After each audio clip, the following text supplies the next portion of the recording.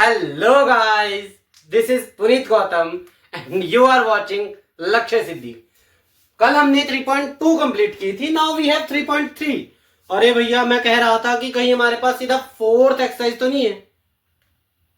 3.3 बहुत लंबी चौड़ी है यार, 10-10 क्वेश्चन है 3.3 में, है ना। चलो 3.3 का क्वेश्चन नंबर 1 करते हैं। मैंने अभी चेक किया इवन, तो खैर 3.3 का क्वेश्चन नंबर 1 करते हैं। फर्स्ट ऑफ ऑल यार, एक तो जो ये ज्योमेट्री वाले क्वेश्चन होते हैं ना, मतलब पसंद ही नहीं है। क्यों? बिकॉज कुछ कैलकुलेशन ही नहीं होती, वरना कैलकुलेशन में तो हम यूं खत्म क्वेश्चन। खैर करने तो पड़ेंगे। अच्छा, 3.3 में बात है पैरेललोग्राम की। किसकी बात है? पैरेललोग्राम की। अगेन डेफिनेशन में नहीं जाएंगे भैया, क्वेश्चन सॉल्व करेंगे। जहां पे जिस चीज की जरूरत पड़ती रहेगी वहां पे उस चीज को सीखते रहेंगे। ठीक है दोस्तों, चलो मैं थोड़ा साइड हो जाता हूं सो दैट आप इस क्वेश्चन को ध्यान से देख पाए। गिवन अ पैरेललोग्राम, ये पैरेललोग्राम दिया है ABCD, okay. Complete each statement along with the definition और प्रॉपर्टी यूज्ड। यहां ये चीज हमने कंप्लीट करनी है और साथ ही साथ ये लिखना है कि इसमें कौन सी प्रॉपर्टी यूज हुई है, या फिर कोई डेफिनेशन अगर देनी हो इसको प्रूव करने के लिए तो वो देनी है, जो हम ब्रैकेट में क्वेश्चन सॉल्व करते हुए लिखते हैं कि भैया ये ऐसा हुआ क्यों। ठीक है ना, रीजन है ना भैया, तो रीजन देना है हमें। ठीक है, तो बेसिक फर्स्ट से शुरुआत करते हैं एडी। किससे शुरुआत करते हैं? एडी।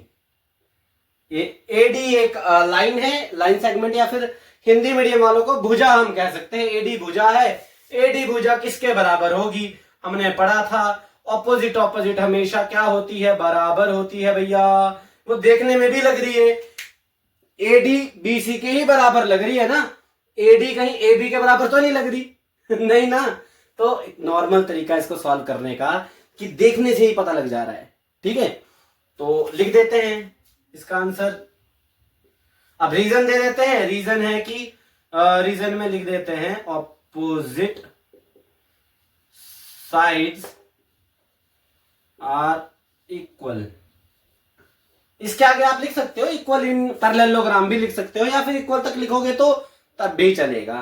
खैर आपने आगे लिखना होगा तो लिख लेना, ज्यादा ऑथेंटिक हो जाता है हमारा आंसर। ठीक है, opposite sides are equal of the parallelogram. ठीक है भैया, अब जब ऑपोजिट साइड इक्वल है, ऑपोजिट साइड इक्वल है तो भैया एंगल भी इक्वल होगा कि नहीं होगा? वही हमारा सेकंड क्वेश्चन है। एंगल DCB कौन सा एंगल है? अच्छा, एंगल को पढ़ते कैसे है ये मैं आपको बता देता हूं। सिंपल सी चीज, जो है सेंटर में होता है लिखा हुआ, सेंटर में वो मेन एंगल होता है।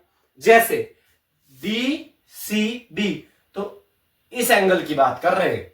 DCB इसके एकदम ऑपोजिट ए एंगल है। कौन सा एंगल है? ए एंगल है। अब इस एंगल को कैसे लिखेंगे? कुछ नहीं करना भैया, ए को हमने बीच में लिखना है, बाकी DAB लिखो चाहे BAD लिखो, एक ही चीज है। ठीक है, एंगल DAB बस ए सेंटर में आना चाहिए। ठीक है, अब क्योंकि यहां ऑपोजिट साइड्स आर इक्वल तो यहां लिखेंगे ऑपोजिट एंगल्स आर इक्वल।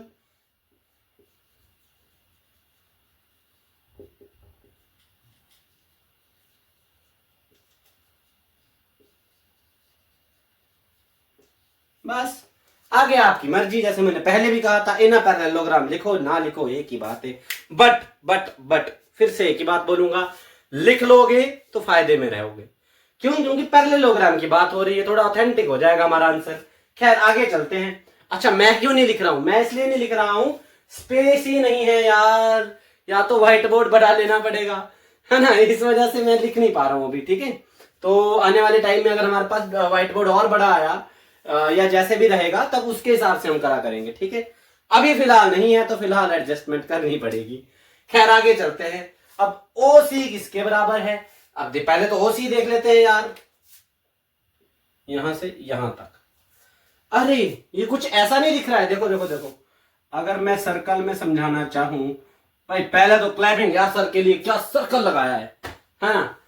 और ये होती है इसकी रेडियस। मान लो ये O पॉइंट है, और इन्हीं का ही पॉइंट ले लेते हैं, ये A पॉइंट है, यहां पे हमारा C पॉइंट है। तो कुछ ऐसे नहीं लग रहा है कि जो ओ ए है वो इज इक्वल टू ओ सी होगा, क्योंकि आधा ही है ये, इसका बाइसेक्ट किया है ना इसको बीच से, है ना। कुछ ऐसा लग रहा है कि नहीं लग रहा है सर? लग तो रहा है। तो ठीक है, हम लिख देते हैं फिर O C is equal to O ए। ये सिर्फ मैंने समझाया है, इसका कॉन्सेप्ट यहां नहीं लगेगा, ठीक है। यहां का कॉन्सेप्ट क्या होगा, हमने सिर्फ समझा है कि जो ए और सी है उसको ओ पे बाइसेक्ट कर दिया है। हिंदी मीडियम वालों को बोलूं तो बीच से काट दिया है एक लाइन को, ठीक है। ये 4 सेंटीमीटर की लाइन थी, उसको हमने 2 सेंटीमीटर पे एक पॉइंट डाल दिया। ए सी करके लाइन थी, बीच में ओ डाल दिया, तो ओ ए लिखो चाहे ओ सी लिखो, बात तो बराबर ही आएगी, है ना। बस तो यही इसका आंसर आ जाएगा, O A is equal to O C या फिर O C is equal to O A. और इसका जो अगर हम इसका रीजन दे तो diagonal are bisecting each other, और ये इसका प्रॉपर्टी भी है पैरेललोग्राम की कि diagonals are always bisecting each other, ठीक है भैया। तो लिख देते हैं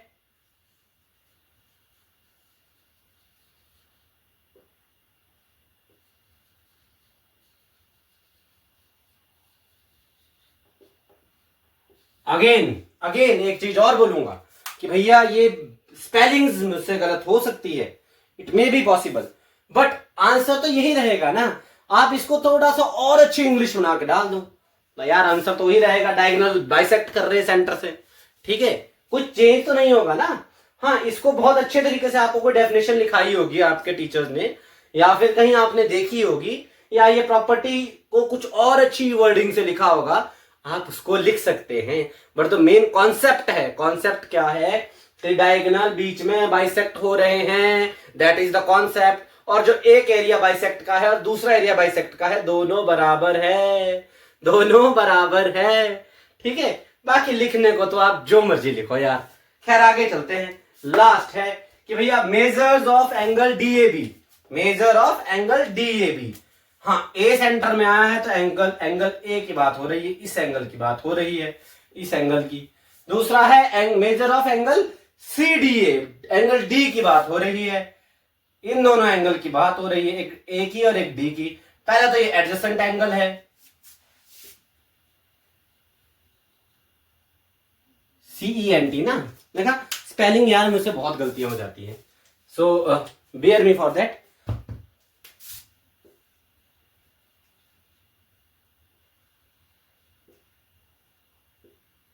एडजेसेंट एंगल है ये, तो भैया इन दोनों का ये सप्लीमेंट्री है आपस में यार, एक लाइन पे बने। सप्लीमेंट्री माने पढ़ा था, the exterior angle and the interior angle will be supplementary their self. तो सप्लीमेंट्री का मतलब है दोनों को जोड़ेंगे तो 180 डिग्री आएगा। नीचे थोड़ा इसका रीजन लिख लेते हैं, तो इसका ऐसे ही लिखेंगे। देखो spelling, again I am saying spelling गलत हो सकती है, तो अपने अपने टीचर से जो लिखाई है स्पेलिंग वो जरूर देख लीजिएगा, क्रॉस चेक कर लीजिएगा।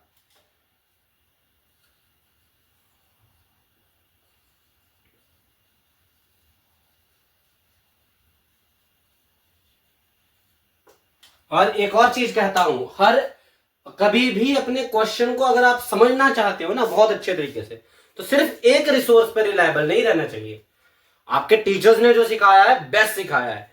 ये किस लिए है? ये सिर्फ एक्स्ट्रा चीज गेन करने के लिए, कि हो सकता है कोई चीज आपको वहां समझ नहीं आई होगी, घर आके ये देख लिया। अगर यहां भी कुछ समझ नहीं आ रहा है, स्कूल जाके टीचर से पूछ लिया। एक ही चीज होती है यार, ट्यूशन अगर पढ़ रहे हो तो ट्यूशन वाले टीचर से पूछ लिया, सब लोग सेम ही बताएंगे। हाँ, मेरी स्पेलिंग्स का थोड़ा दिक्कत हो सकती है, उसके लिए आई एम सॉरी, बट एक बार आप देख लो, मैं साइड हो जाता हूं। So this is the first question. Now let's move forward to the question number 2। आप इसको पॉज करके देख लीजिएगा, ठीक है। बाकी हाँ, अगेन स्पेलिंग जरूर देख लीजिएगा, ठीक है। So this is it for question number 1। Now let's move forward to the question number 2। So this is the question number 2 कि कंसीडर द फॉलोइंग पैरेललोग्राम। इस पैरेललोग्राम को कंसीडर करना है and find the values of the unknown x y z. इनके हमारे को value find out करनी है। अच्छा, वैल्यू फाइंड आउट करनी है तो एक तो सामने दिखाई दे रही है भैया 100 डिग्री इन्होंने एक दे रखी है। Opposite angle are always equal, opposite angle are always equal, तो y की वैल्यू तो यूं निकल गई भाई। चलो y की वैल्यू लिख लेते हैं, यहीं लिख देते हैं। सबसे पहले इसी से शुरुआत करते हैं भैया, इसी से शुरुआत करते हैं। y is equal to 100 degree, y because opposite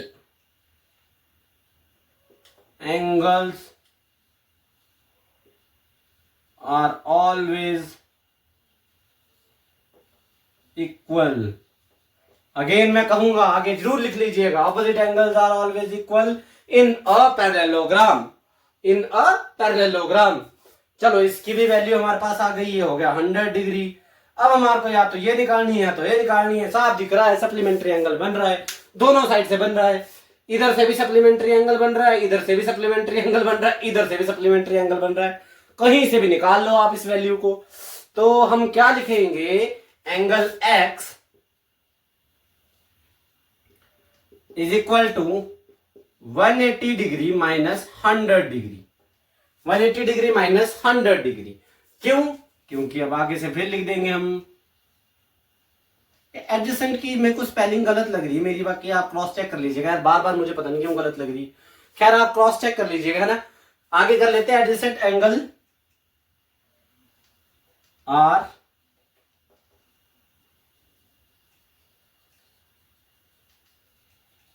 supplementary, adjacent angles are supplementary, तो इनको माइनस करेंगे तो आ जाएगा 80 डिग्री।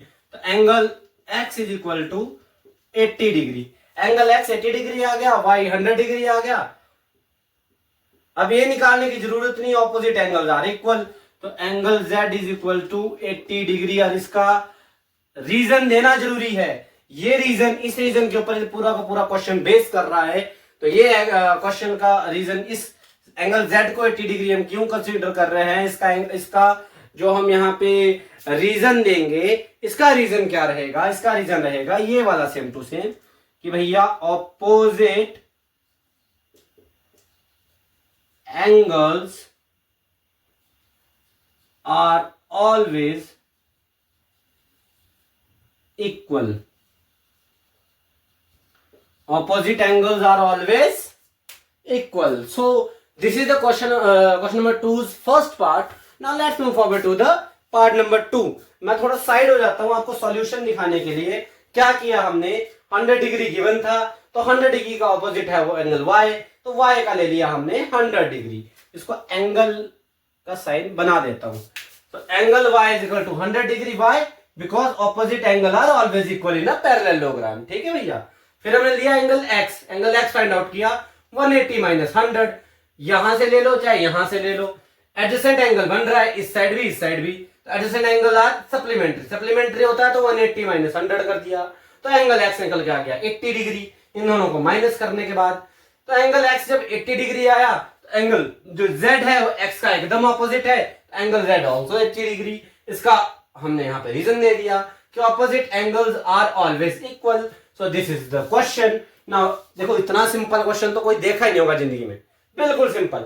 वैसा ही है इसका नेक्स्ट वाला क्वेश्चन। कैसे होगा नेक्स्ट वाला क्वेश्चन? सो फिगर नंबर 2 ये रही, x y z। हाँ, अब z जो है वो एक्सटीरियर एंगल दे दिया है।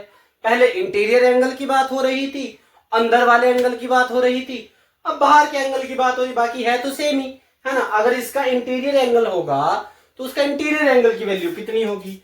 इसके इंटीरियर एंगल की वैल्यू होगी 50 डिग्री। क्यों होगी 50 डिग्री? एकदम से लिख दिया सर ने 50 डिग्री लिख दिया सीधा ही, बिकॉज एकदम ऑपोजिट है ये, और opposite angles are always equal. ठीक है, अच्छा ये तो हमने ऐसे कंसीडर कर लिया। सबसे पहले ये लिखने की जरूरत नहीं है सॉल्यूशन में, स्टेप बाय स्टेप जो क्योंकि हम करेंगे उस टाइम इसको लिखने की जरूरत अभी नहीं है।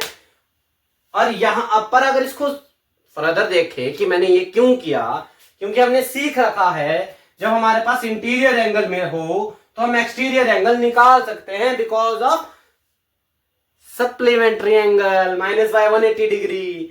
180 डिग्री से माइनस करेंगे तो बाहर का एंगल निकल जाएगा। अगेन क्योंकि एक लाइन पे ये दोनों एंगल बन रहे हैं, ये सप्लीमेंट्री एंगल होता है। एक लाइन पे एंगल बन रहे हैं तो एक लाइन पे 180 डिग्री का एंगल बनेगा। उसको अगर 20 से काट दोगे और ये 90 डिग्री है तो ये ऑब्वियसली 90 डिग्री होगा। इससे माइनस करेंगे हम इसको, नॉर्मल सा ये मैथमेटिक्स है, इसमें कोई ज्यादा सोचने या घबराने वाली बात है नहीं। इतने तुम बच्चे तेज हो कि भैया इतने तुम आप लोग कर ही सकते हो। खैर हमें वाई और एक्स में से किसी एक का निकालना है, उसके बाद तो ये एकदम ऑपोजिट हो जाएगा और वो भी एडजेसेंट एंगल के थ्रू हम निकाल देंगे। ठीक है, तो चलिए फटाफट से निकालते हैं। Angle x is equal to 180 degree minus 50 degree. इसका जो रीजन देंगे वो देंगे, क्या देंगे, adjacent angle are, adjacent angles are supplementary. ठीक है भैया, तो एंगल x आ जाएगा 130 डिग्री आएगा, है ना, वहां 130 डिग्री आ जाएगा। 130 डिग्री आएगा तो y भी 130 डिग्री आएगा। Angle y is equal to 130 degree. क्यों आएगा, अब उसका रीजन वही opposite angle.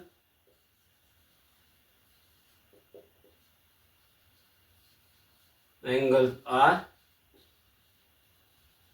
Same in a parallelogram, opposite angles are same in a parallelogram. ठीक है, एंगल x भी आ गया, एंगल y भी आ गया, और एक गिवन है हमारे पास 50 डिग्री, वो भी आ गया। एक रहा भाई z निकालो। इसका z निकालने के लिए हमें क्या करना है, सबसे पहले तो इसको कंसीडर कर लेते हैं, इसको एंगल 1 कंसीडर कर लेते हैं। ठीक है, तो एंगल 1 की वैल्यू हम लिख देते हैं, angle 1 is equal to 50 degree. इसके आगे रीजन लिखना बहुत जरूरी है। ऐसे क्वेश्चन में, ज्योमेट्री के क्वेश्चन में रीजन लिखने बहुत जरूरी है, उसी के मार्क्स मिलते हैं। एंगल 1 को 50 डिग्री कंसीडर। अच्छा एक चीज सर बहुत तेज भाग रहे हो, क्यों, क्योंकि बहुत इजी चीज है यार। ऐसा नहीं है कि मेरे लेवल पे इजी है, तुम्हारे लेवल पे भी इजी है। क्या ही मुश्किल है इसमें, नथिंग। ऑपोजिट ऑपोजिट बराबर करने हैं, एक लाइन पे जो एंगल बन रहे हैं उनको 180 से माइनस करना है, उससे ज्यादा कुछ है ही नहीं। अब वो लाइन चाहे तुम ऐसे कंसिडर करो चाहे ऐसे कंसिडर करो, एक लाइन पे जो एंगल बन रहे हैं उसको 180 से माइनस कर देना है, क्योंकि एक एंगल गिवन है, दूसरा निकालना होता है। बस सिंपल सी तो बात है।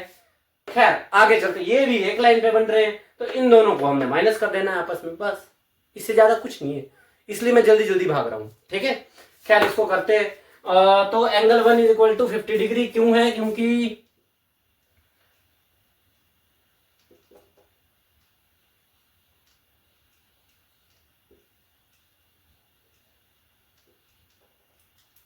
भाई गला सूख गया बोलते बोलते। Opposite angles are always equal in a parallelogram, are always equal in a parallelogram.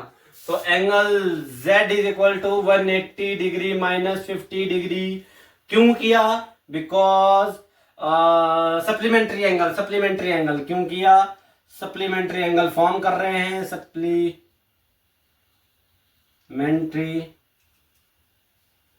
Angles की वजह से। स्पेलिंग चलो इसको ढंग से लिख देता हूं भैया, यहां लिख देते हैं। सप्लीमेंट्री एंगल यहां पे बना रहे थे, सप्लीमेंट्री एंगल की वजह से हमने इसको माइनस कर दिया, तो angle z is equal to 130 degree. देखो नॉर्मल सी बात है यार, कोई ज्यादा मुश्किल नहीं है, नॉर्मल से तरीके से हमने कर दिया इसको। हाँ और भी तरीके हो सकते हैं इसको सॉल्व करने के, तो उसका भी कोई टेंशन वाली बात नहीं, वो भी आप कर सकते हो। देखो मैं बार बार एक ही बात कर रहा हूं कि मैथमेटिक्स का एक ही रूल है, सिर्फ एक rule, make it easy, make it simple. बस जिस रूल से, जिस प्रोसेस से, जिस मेथड से आपको ये इजी लग रहा है आप वैसे करो, और वैसे ही आपको ये मैथमेटिक्स आ जाएगा। बाकी इसमें कोई वो नहीं है, रॉकेट साइंस नहीं है, कुछ नहीं। ठीक है, मैं थोड़ा साइड होता हूं, आप इसका स्क्रीनशॉट ले लो या इसको पॉज करके देख लो। So this is the question of this is the second part of question number 2. Now let's move forward to the question number 3. Sorry, part number 3. इसमें बड़े बड़ी पार्ट है यार, इसको फटाफट से खत्म करते हैं। होगा ऐसे ही, ऑपोजिट एंगल, एडिशन एंगल, या फिर कोई एक्सटीरियर एंगल दे दिया होगा उसको फाइंड आउट करना है, इससे ज्यादा इसमें कुछ भी नहीं है। इतना इजी तो यार तुम यूं चुटकी बजा के कर लो, आई बिलीव यू। ठीक है, सो सेकंड पार्ट के बाद हम सीधे आए फोर्थ पार्ट पे। सर थर्ड पार्ट स्किप कर किया है बिकॉज इसके पीछे रीजन है।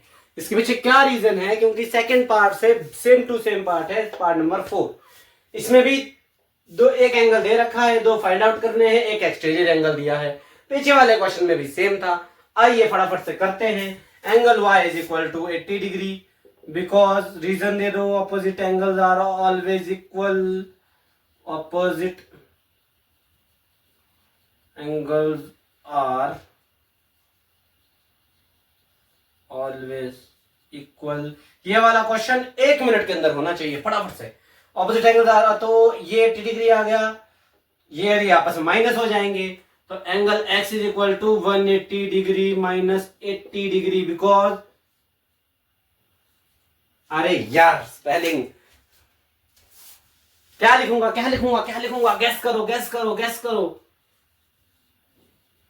Adjacent angles are supplementary, adjacent angles are supplementary. तो एंगल x कितना आ गया हमारे पास, angle x is equal to 80, 180 minus 80 कितना, 100 डिग्री, 100 डिग्री, ये आ गया 100 डिग्री। ये इसको कंसीडर कर लेते हैं angle 1, so angle 1 is equal to also 100 degree, again opposite angle, angles are supplementary, आगे कवर कर लेना। ठीक है भैया, अब इसके बाद z निकालना है, तो angle z is equal to 180 degree minus 100 degree. Oh sorry, पीछे वाले क्वेश्चन में पता नहीं मैंने यहाँ पे क्या रीजन दिया, यहाँ पे रीजन होगा लीनियर पेयर बन रहा है, यहाँ पे कौन सा पेयर बन रहा है, लीनियर पेयर बन रहा है। आई एम सॉरी, पीछे वाली वीडियो में शायद मैंने एडजेसेंट लिख दिया होगा, तो आई अपोलोजाइज दैट, ये लीनियर पेयर बन रहा है इसलिए ये हो रहा है। तो ये क्या हो रहा है, सप्लीमेंट्री एंगल डाला था शायद मैंने वहां पे, है ना, सप्लीमेंट्री एंगल तो बन रहा है because of linear pair.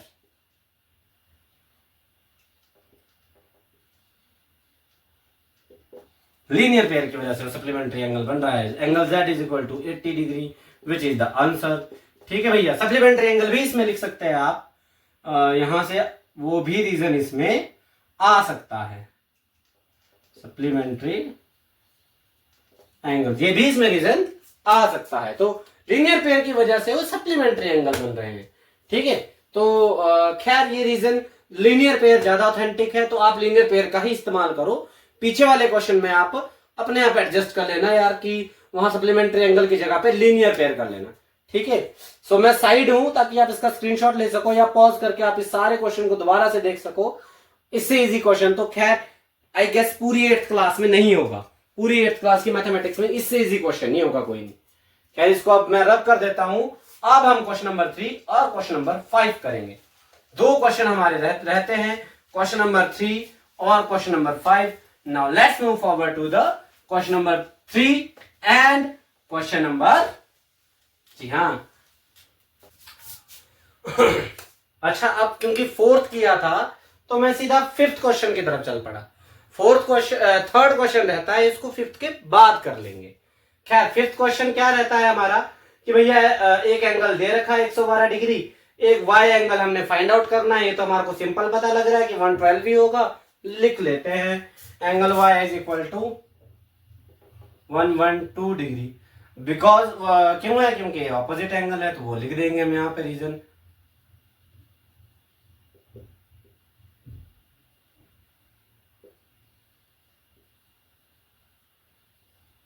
Opposite angles are equal. ठीक है भैया, तो अब हमारे पास क्या है यहाँ पर, अगर हमारे पास देखा जाए तो यहाँ पे एक ट्राइंगल फॉर्म हो रहा है, जिसमें एंगल x बन रहा है, एंगल y बन रहा है और 40 डिग्री बन रहा है, that will equal to 180 degree. Because इस ट्राइंगल के, एक किसी भी ट्राइंगल के तीनों एंगल्स का प्लस कितना होता है, सम कितना होता है, 180 degree.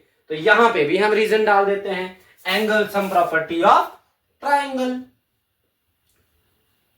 Angle sum property of triangle. ठीक है, तो y की वैल्यू हमारे पास आ चुकी थी 112, x की हमारे पास आ जाएगी, y की वैल्यू है 112 plus 40 is equal to 180 degree. तो angle x is plus 152 degree is equal to 180 degree.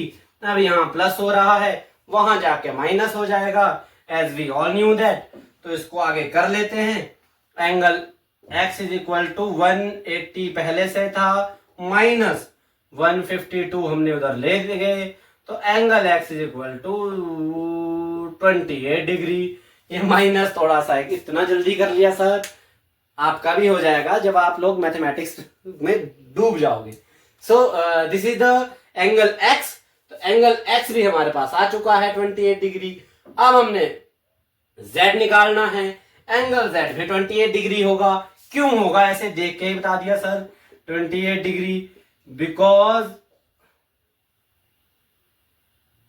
हाँ एंगल z भी 28 डिग्री होगा क्योंकि ये अल्टरनेट एंगल है,